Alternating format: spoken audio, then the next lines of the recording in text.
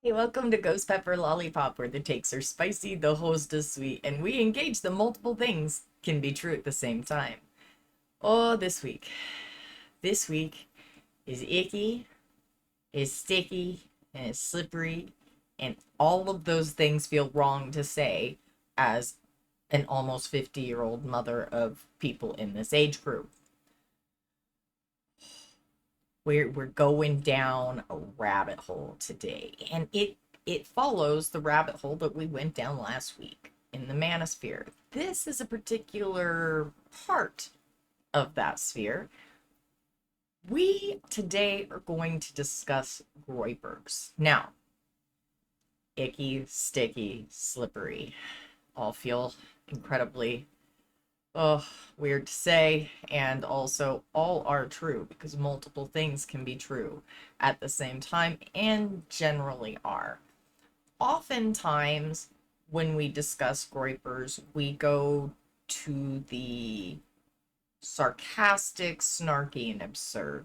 We will engage those things today as usual, and also I would like to note ahead of time that these are people. And just like every other aspect of the patriarchy that we've discussed, I do believe that it is a trauma response. A lot of these problematic behaviors that we'll discuss. And they're people, so they're going through some sort of painful thing in life that is driving this mindset. I would like us to keep that in mind as we move forward in this discussion. Now, a friend of mine, because like I said, I am almost 50 years old. That's right. Manage your emotions and do your self care. Said that we're the only people over 40 that know even what a groyper is. And largely, I fear that that might be true. And also, oh, I wish I could be that innocent and naive again. I really would like to go back to the days where I did not know what a groyper was, and yet I know more than I ever hoped to know now. So let's begin for the older people or those that just aren't terminally online with a definition of what a groyper is. So, a groyper is a disturbing collective of self proclaimed internet intellectuals whose idea of profound debate involves sharing memes, vintage racism, and conspiracy theories, all while patting themselves on the back for being edgy.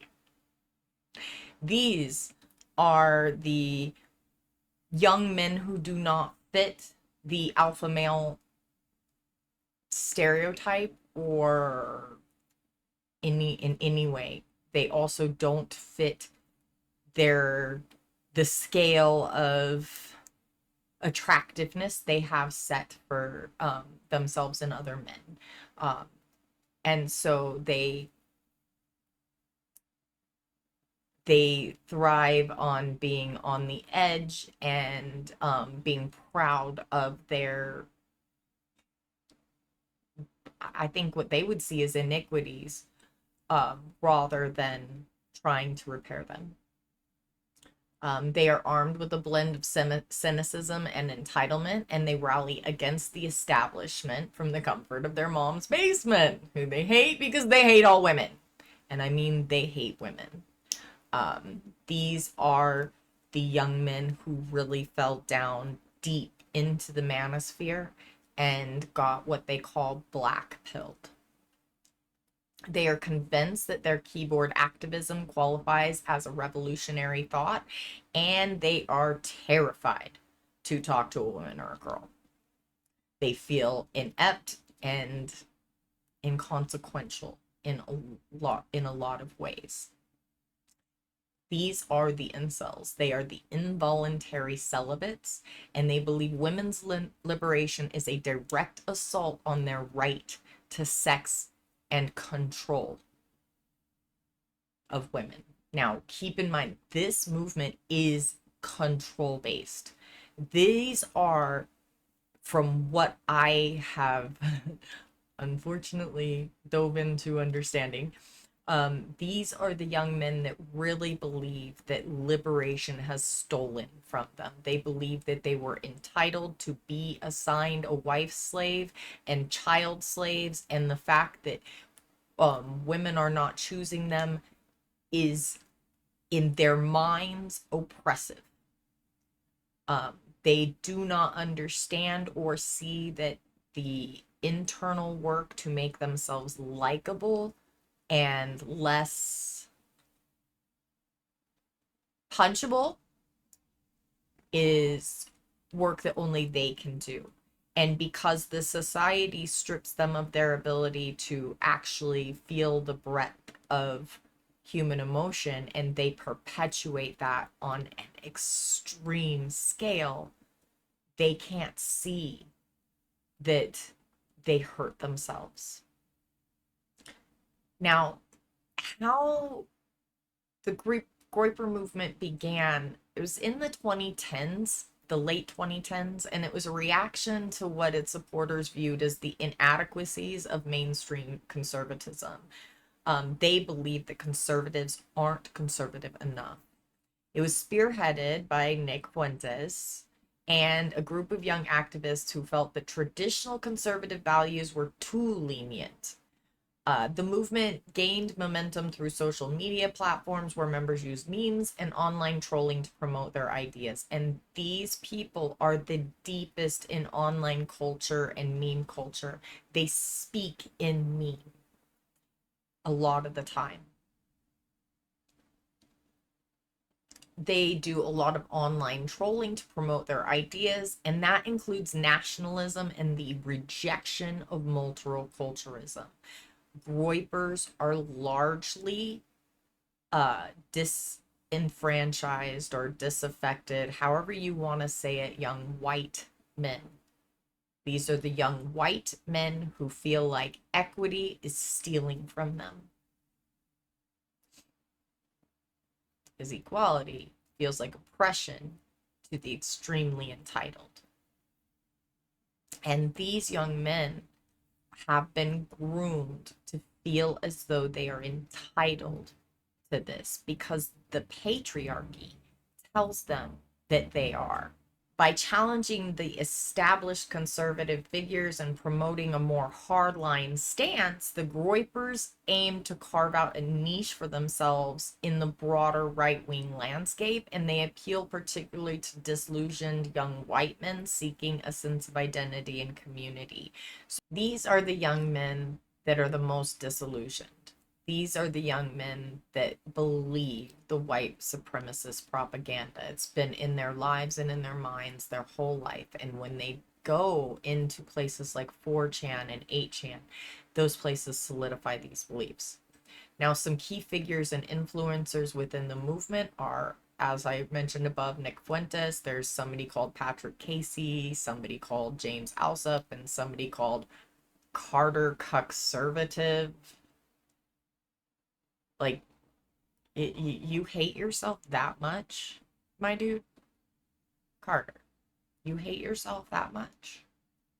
I mean, I know that you hate me, but that name, that's telling me that the trauma there is pretty extreme and that you're hating yourself to an extreme degree. That's what that name says to me. And maybe you can't see that if you're one of these types. And I understand that as a person that has had to deal with trauma and could not see the ways that I used to lash out to keep people from hurting me. And self-hatred is a form of self-obsession. Let that sink in. It's also a trauma response. It's something that you were told over and over and over again and began to believe. In some way, this society or your family or a combination of both went through and told you you were invalid so often that the inside of you began to believe it and repeat it to you. That is trauma and self-abuse. And that will cause a disaffected feeling. And a name like that, that should tell you that that person self-abuses or is in a cycle of self-abuse. That shouldn't be, in my opinion,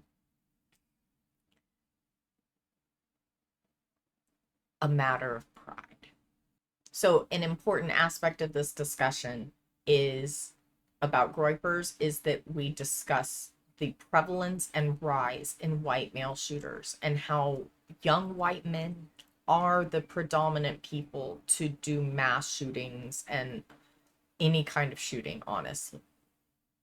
While women do occasionally do a mass shooting or a shooting, about 98% of the time it is a white man, a disaffected white man. So all of this nonsense where you're trying to blame women, I don't care. Like I said before, we won't be meriting bad ideas with merit. So trans women are women. So if you're trying to blame mass shootings on women largely, you're going to need to go and look at those numbers again, because it's not that are doing the largest number of mass shootings. And in fact, it's generally not women that are choosing violence.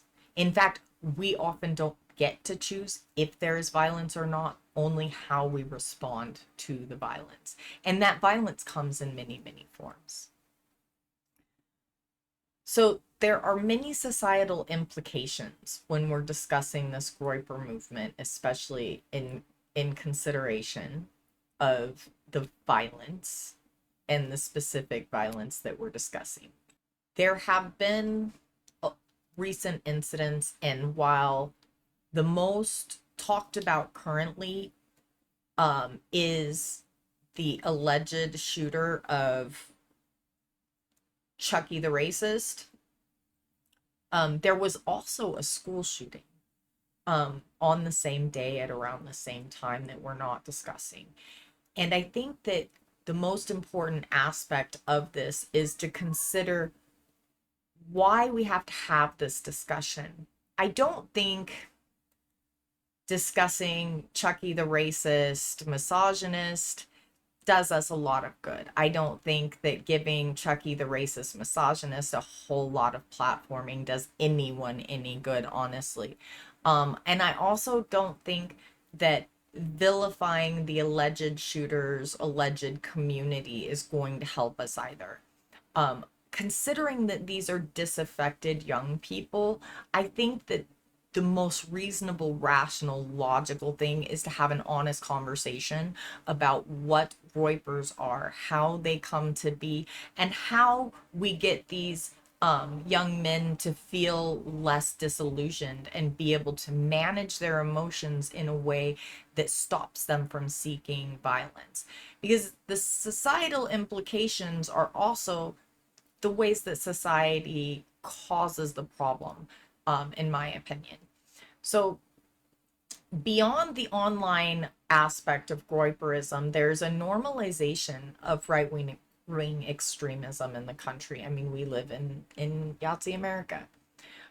We have a whole lot of political rhetoric that affects and is affected by this right-wing movement of disaffected men. There is a radicalization of youth.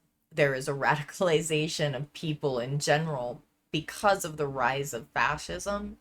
But by appealing to disillusioned young men, the movement radicalizes those really vulnerable individuals using anger and misinformation, and it generally drives them into violent ends or into ends that end them or negate their humanity themselves. And it's a cycle of self-abuse, in my opinion. The influence of the online communities is vast and deep. That is where a lot of these young people get their sense of belonging and community, and they thrive on social media. The movement creates echo chambers that amplify these extremist ideologies, and it encourages the real world actions we see in the form of shooters oftentimes. There is a divisive narrative that is promoted and enhanced and perpetuated by groypers that fosters intolerance and stigma towards anyone different, and it causes further fragmentation of society, and it gets into really nuanced racism.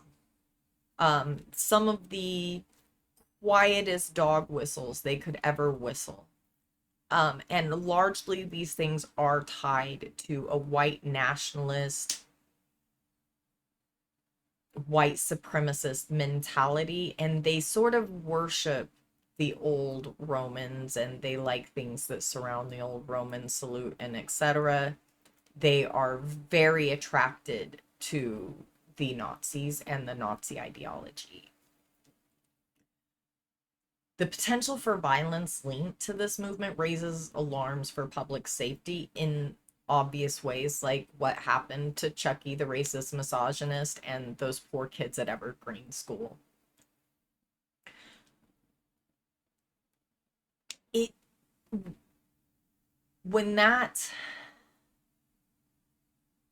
tension escalates in that way, these young men don't have good resources and outlets to express those feelings and purge them.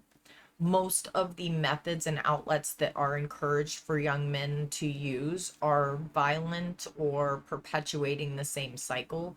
There aren't a lot of people in their circles actually listening to them and giving them validation for being people and etc. and helping them to heal. And so they are putting their hooks into the trauma and the awful aspects of the things that they feel oppress them, and they're pulling them in and wrapping themselves in those things rather than trying to address them, feel the things they need to feel, and let them pass.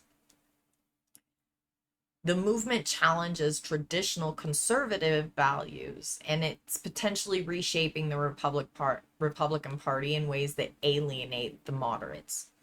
Overall, the Groyper movement highlights the urgent need for dialogue and proactive measures to counter its influence and address the underlying factors contributing to its growth.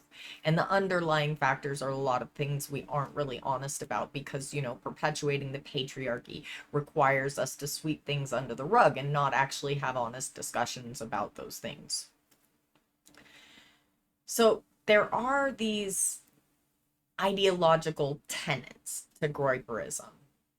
They have a very nationalist foundation.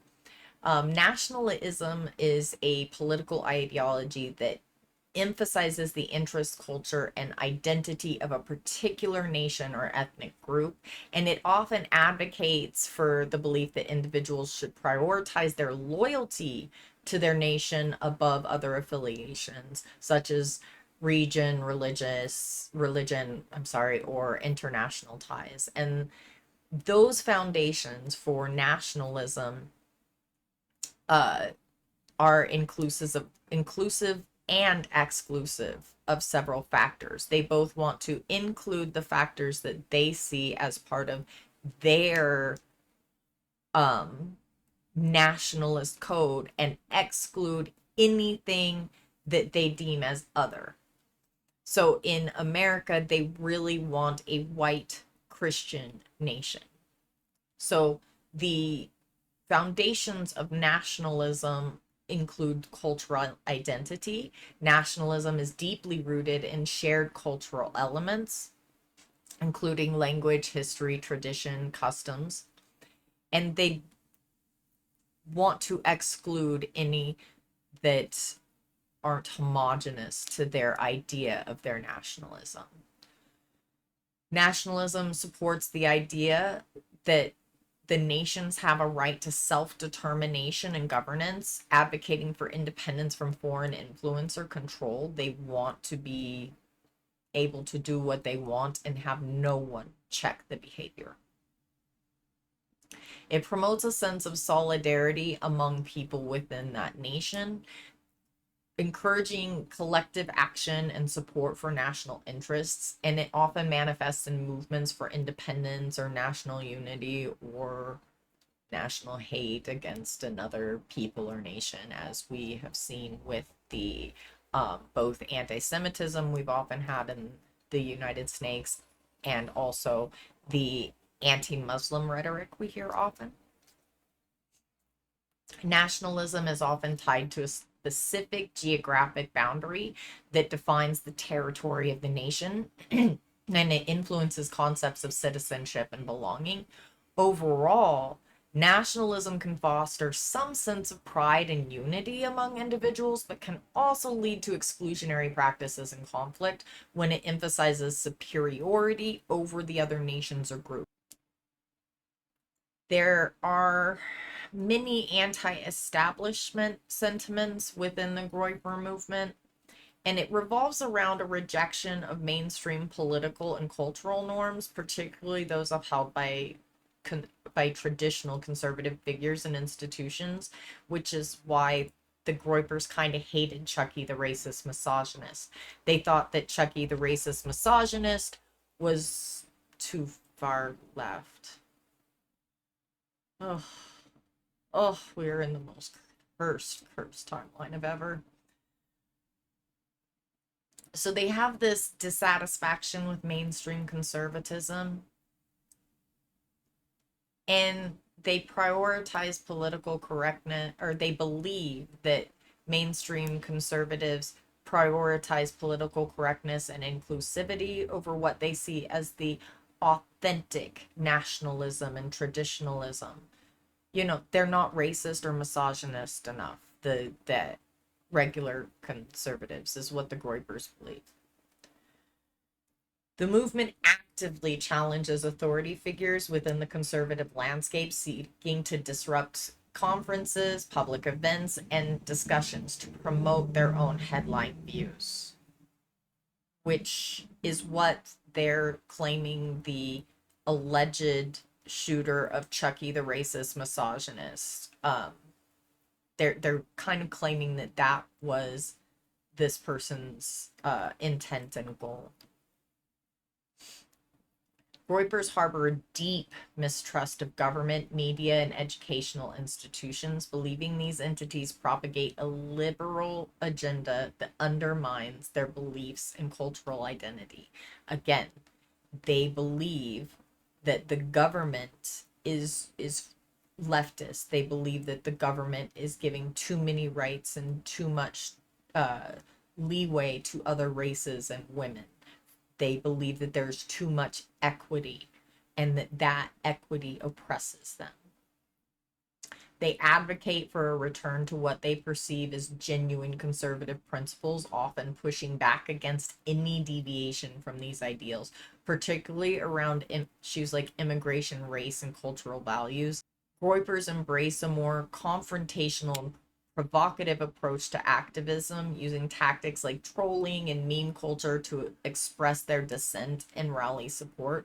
Overall, their establishment stance is grounded in a desire for a more radical take on nationalism and conservatism, and they position themselves as true defenders of their cultural and political identity against perceived corruption and complacency within the established systems.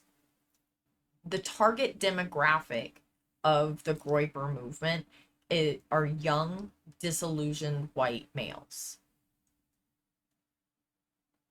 There are many cultural and societal factors influencing recruitment.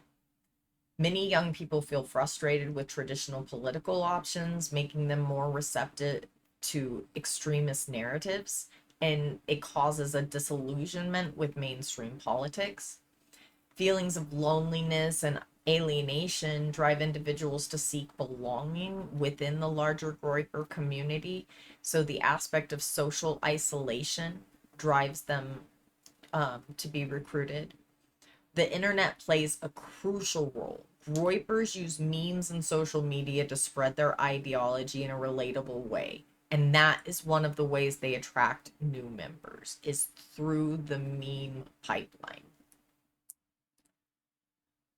Ongoing debates about identity and immigration create a backdrop for radical views, especially among those who feel their cultural identity is threatened. and those who aren't managing their feelings or haven't had any real oppressions. And when there's not a real thing you can put a finger on, it's going to be even harder to accept the equity for what it is.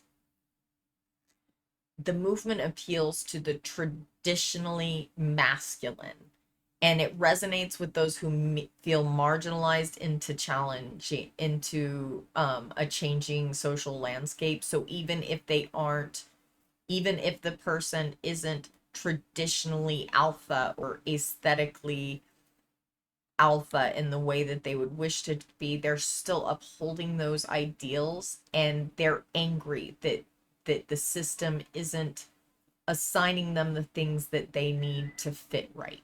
And the toxic masculinity, it's like a comfort blanket the that they can put on, it's a way that they can mask the fear. They can mask the pain through all these toxic masculine behaviors. The echo chambers are created in these online spaces, and they reinforce the existing beliefs, and they create an environment where extreme views are just Tuesday.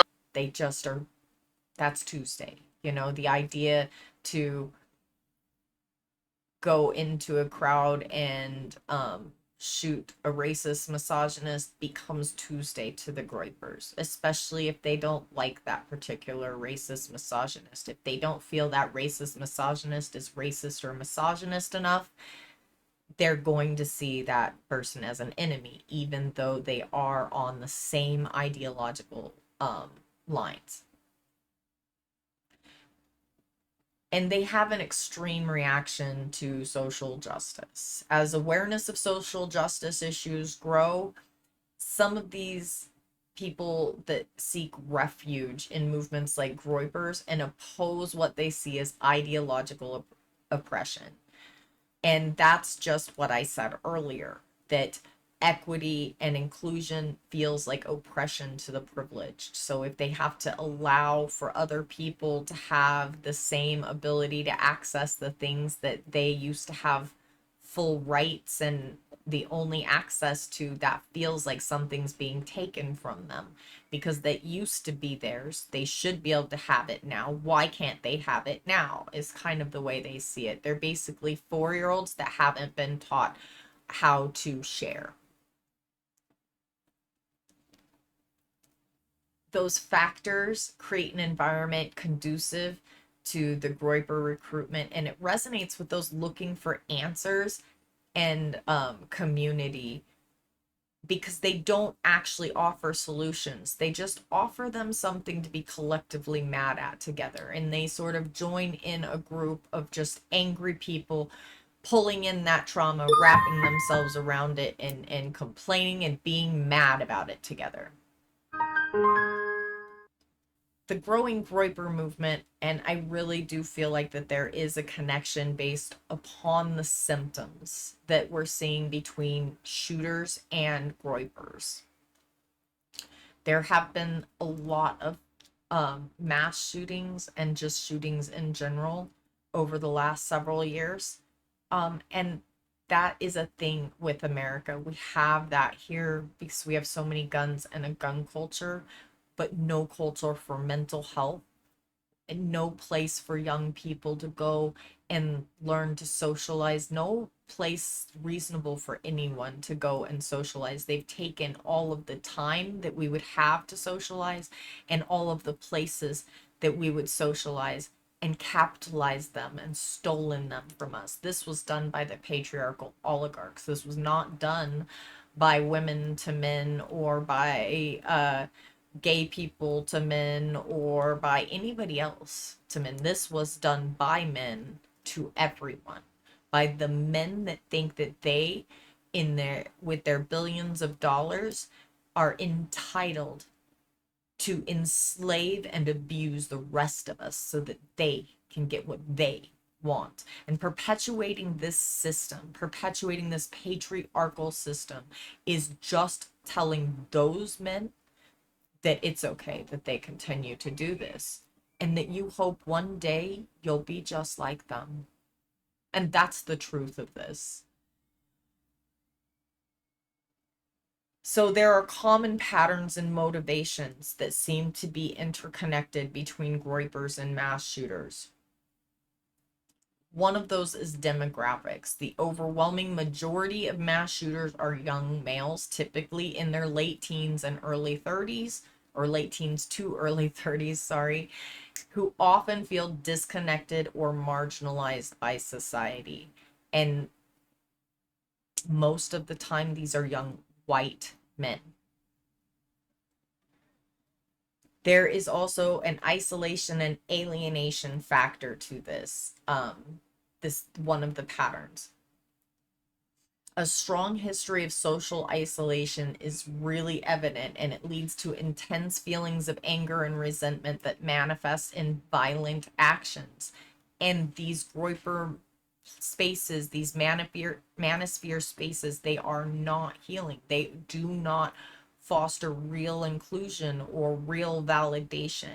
All they validate is anger and oppression. They don't validate actual feelings. They don't encourage you to feel these things so that you can let them go live where they're supposed to. These spaces tell them to put their hooks into that and wrap themselves up in it, because that is the truth.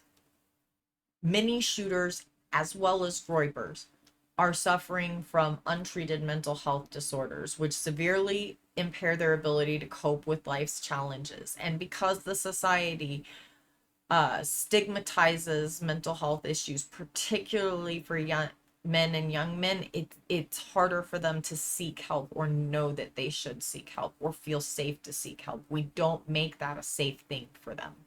And we need to work on that. That is an enormous factor that we have to repair in our society.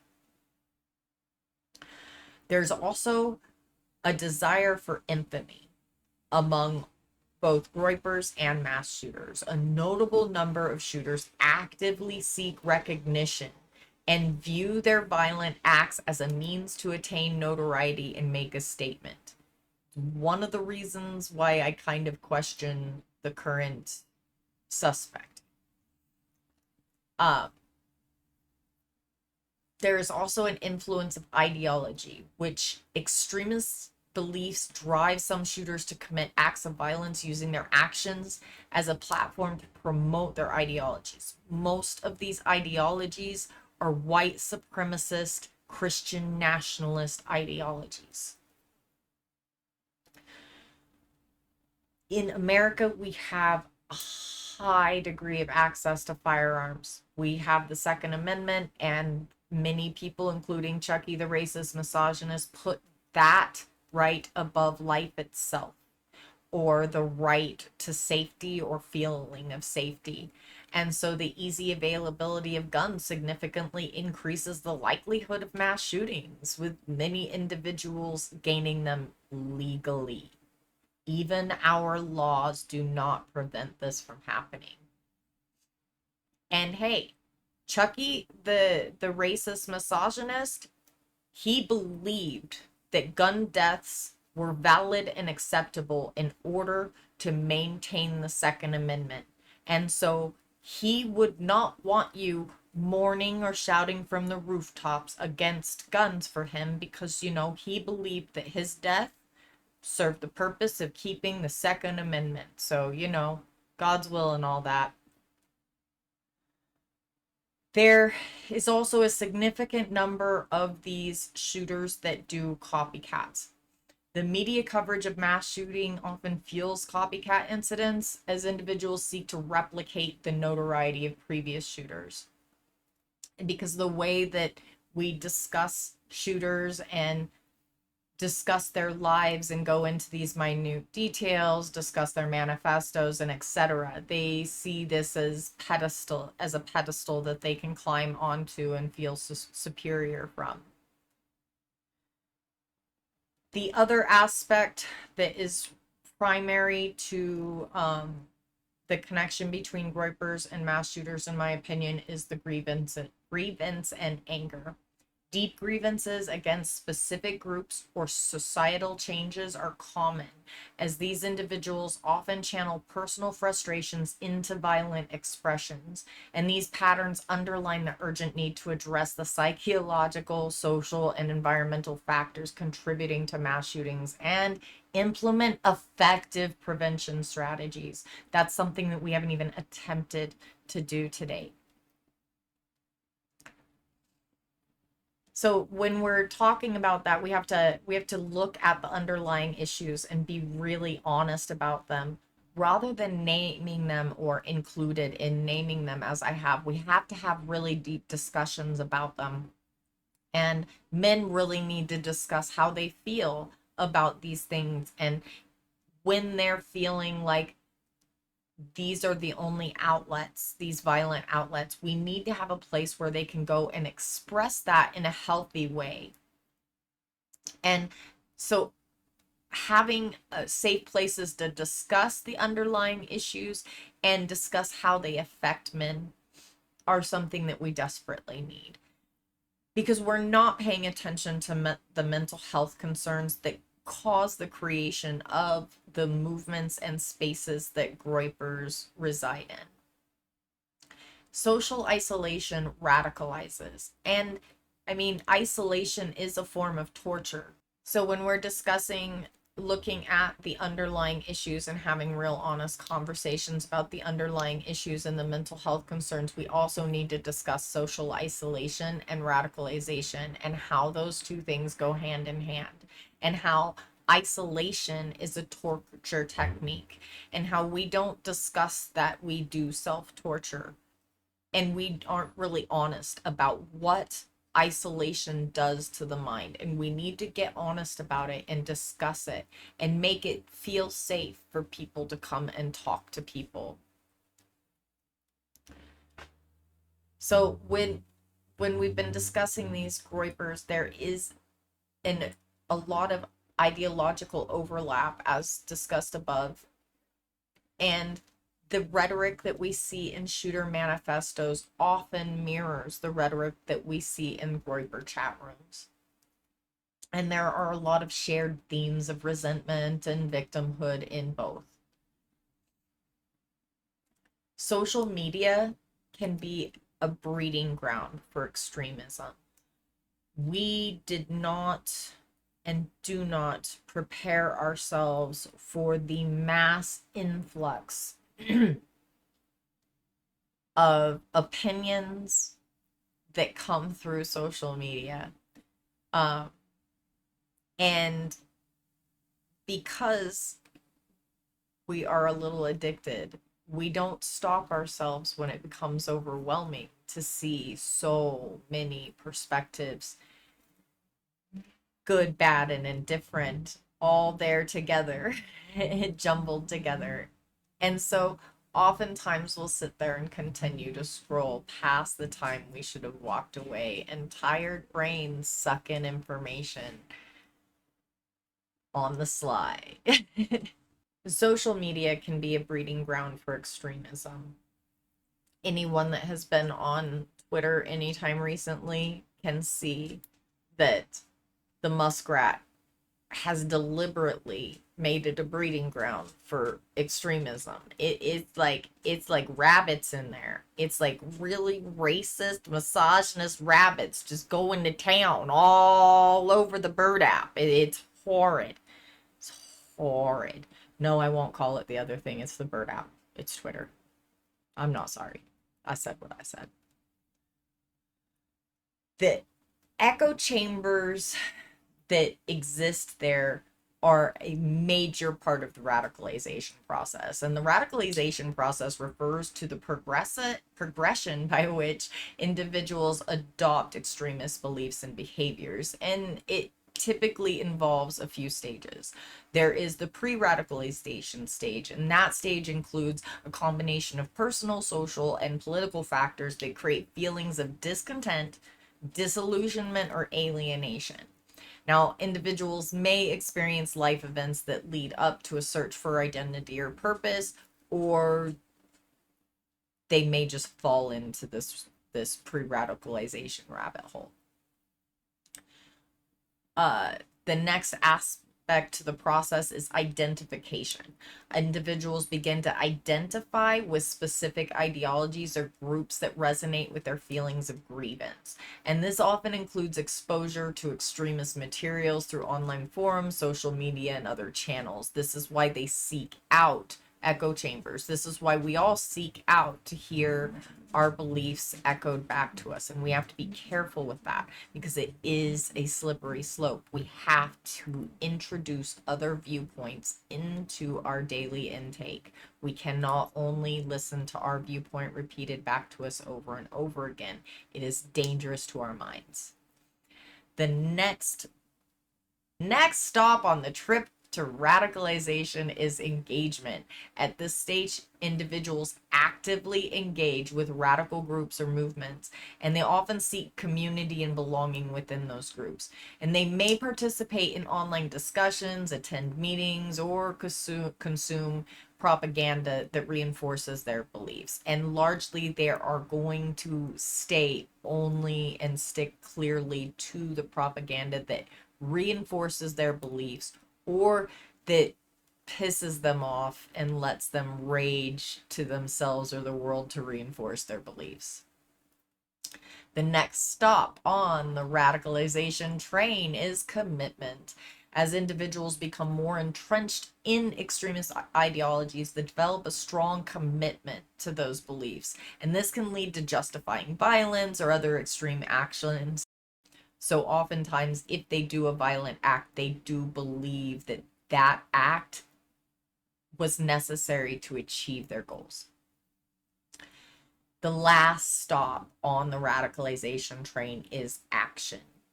The final stage involves taking concrete steps to enact their beliefs, which may include planning or committing acts of violence. They may join extremist organizations, or they may start to build their own and start to recruit others. Understanding these things is, in my opinion, key to helping these people deal with their traumas. And our societal response to date isn't great. We haven't been good at seeking to discuss it in a way that helps the issue, more to sensationalize it, in my opinion. Beginning with the media portrayal. Often a way that groypers are represented in mainstream media is as a worrying faction within the far right, and they focus on extremism. The media highlights their nationalist and anti-establishment ideologies, linking them to a rise in nationalism.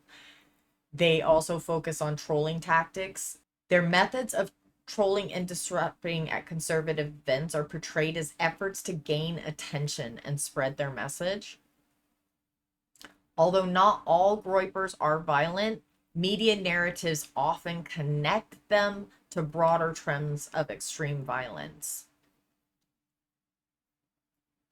And some of the prominent figures that are associated with them are Nick Fuentes, who are frequently spotlighted and showcased for their controversial statements and ideologies. And he's just one of the most heinous individuals to ever walk the land. And the coverage also emphasizes the divisions between groypers and mainstream conservatives, and it's causing even them to question the boundaries of acceptable discourse on the right. And let's be really honest, just like the left is different than liberals, groypers are different than the right. Hey, they are. Media often includes reactions from established conservatives condemning or distancing themselves from groypers, further alienating them, and it highlights internal conflicts within the movement. Overall, the groypers are depicted as radical faction that poses challenges to traditional conservative values and societal norms. And they do push against those values and norms a bit in different ways than I actually anticipated.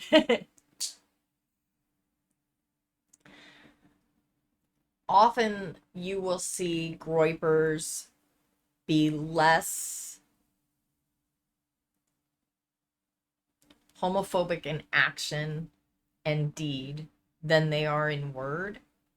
And there are a lot of aspects to groypers that lead towards a lot of internalized trauma and pain that they don't necessarily have the words to put to or feel safe expressing in healthy ways.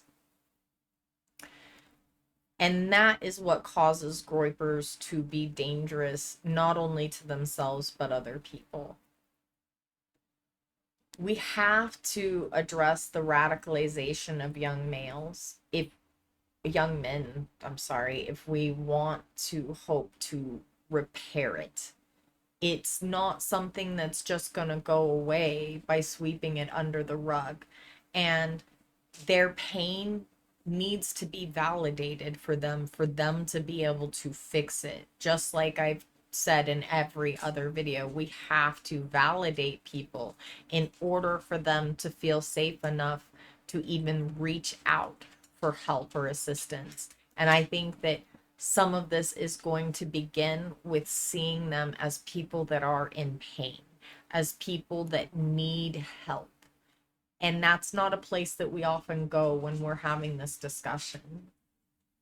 And I'm not even going to shame people for that because this is scary and these people do scary things. And when you're frightened, you don't always go to the most rational, reasonable place. And also, we've been dealing with this issue long enough that it is time we pull our heads out of the sand and start doing right by these young men because they are people and they are telling us through their actions and behaviors and through the very things that they're saying and doing to one another that they are in pain and that they need help.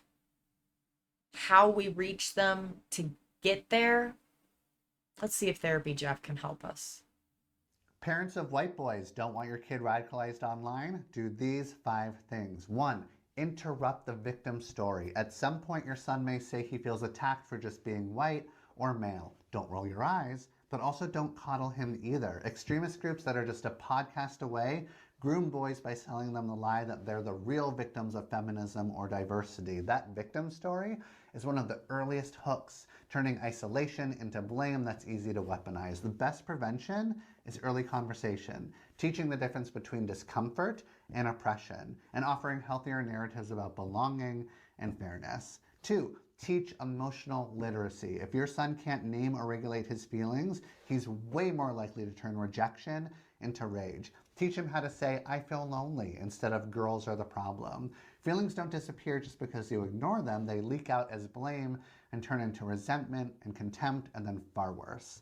3. Model healthy masculinity. If all he hears is man up and don't cry, he's going to find belonging in toxic online spaces that reward cruelty, because if you won't let him be vulnerable, he'll settle for being violent. Show him that strength includes kindness, sensitivity, and respect, or Reddit will have.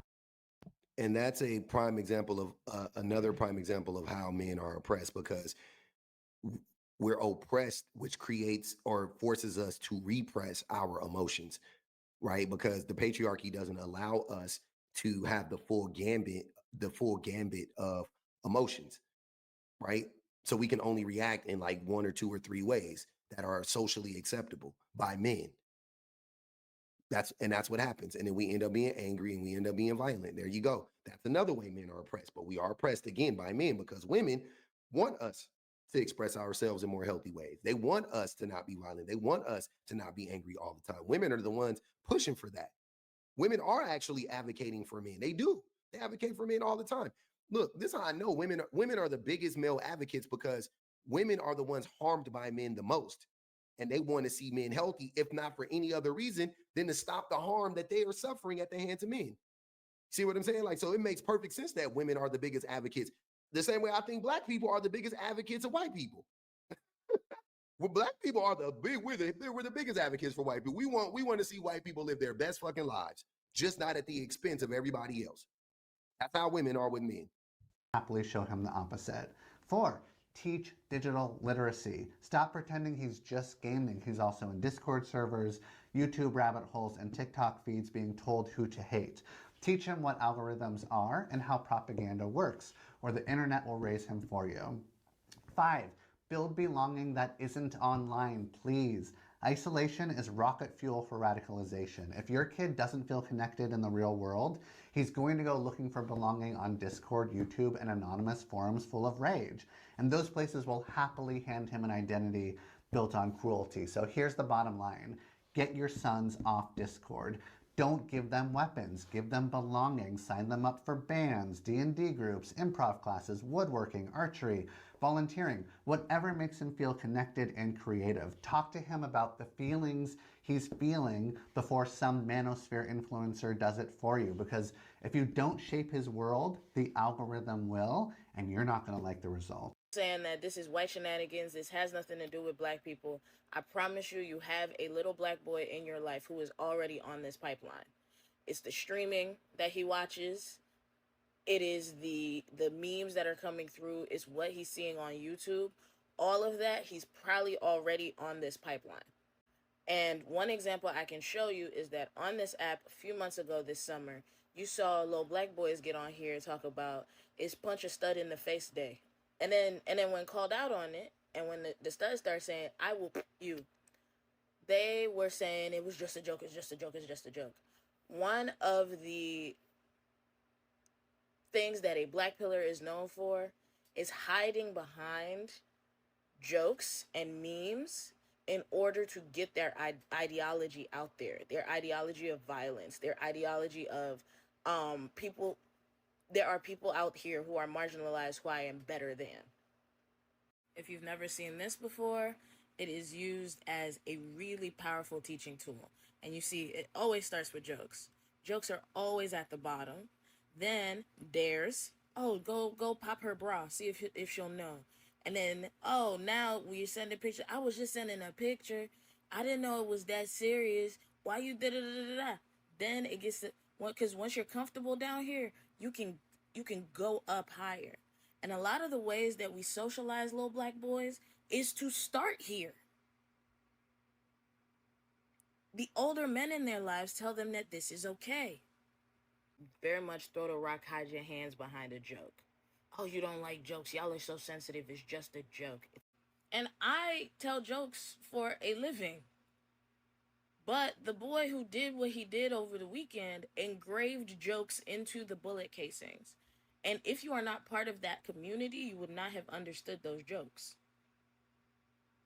You would not have understood those jokes. So it's not just a joke.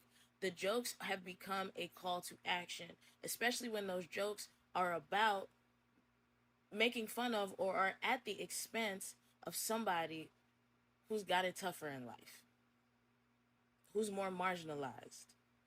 Then those jokes are no longer jokes. They're a call to action to increase that marginalization and to continue to see that person as inferior to you. And that's the sad reality, is we just have to be more aware than we are. And it's sad that we let it get here. And also, we have to take back those spaces that used to exist for our youth, for us even. When capitalism and the patriarchy stole them from us, they created this issue. And they have left us a mess to clean up. And one of the ways that I see that we do that is we create those spaces. We make those spaces where kids get to go hang out and be kids, and where people get to go and feel validated. We take back the skating rinks and the ballparks and whatever else we have to do. We do our trick or treating, and we have block parties, and we do whatever we have to do to bring these children back in the fold, these young people, maybe children before they get there. Give them the guidance they need to not need to go these places and to these radicalizing degrees as young men. Now, we have to have some prevention strategies for the future, and future directions for research and prevention strategies have to be aimed at countering the groypers and similar movements. And they could include things like understanding the radicalization pathways, having and conducting in-depth research on the psychological and social factors that lead individuals to embrace Groyper ideologies can help identify interventions and counter narratives. Studying how online communities and social media platforms facilitate recruitment and radicalization will be crucial.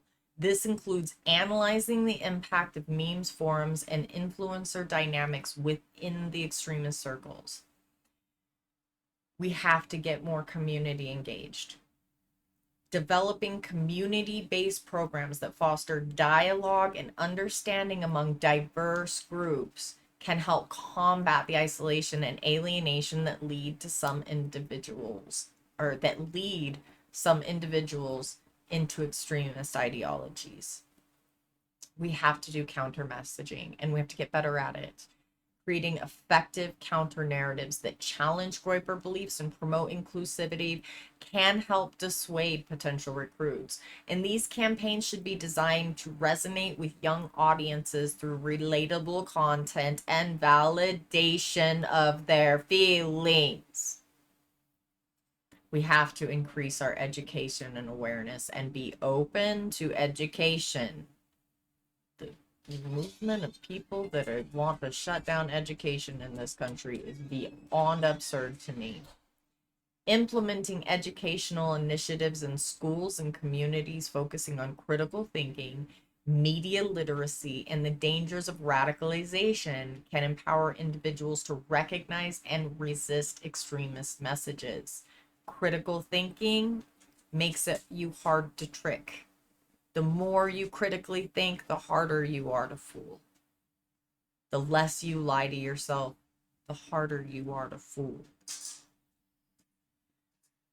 We need collaboration with tech companies, which means we got to get people like the muskrat out of tech. But look, that's conversation for another day. Working with social media platforms to develop algorithms and policies aimed at detecting and reducing the spread of extremist content can be an effective way to limit recruitment efforts. And our mental health supports have to improve. We need more spaces where people feel free to be not okay and say they're not okay. Providing accessible mental health services can address some underlying issues of isolation and frustration that may lead to radicalization. And programs should be tailored to reach young men who are disproportionately represented in these movements. Policy advocacy has to improve.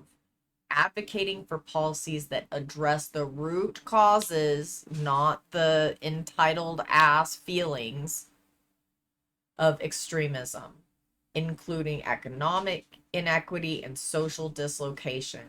These things can create a more resilient society that is less susceptible to radical ideologies. And by focusing on these areas, researchers and practitioners can develop more effective strategies to prevent the spread of Groyper ideologies and promote a more inclusive and tolerant societal narrative. And I know that was a lot this week to take in. It's a lot of information. And I hope I did some justice to it without making anyone really need to go have a shower after watching.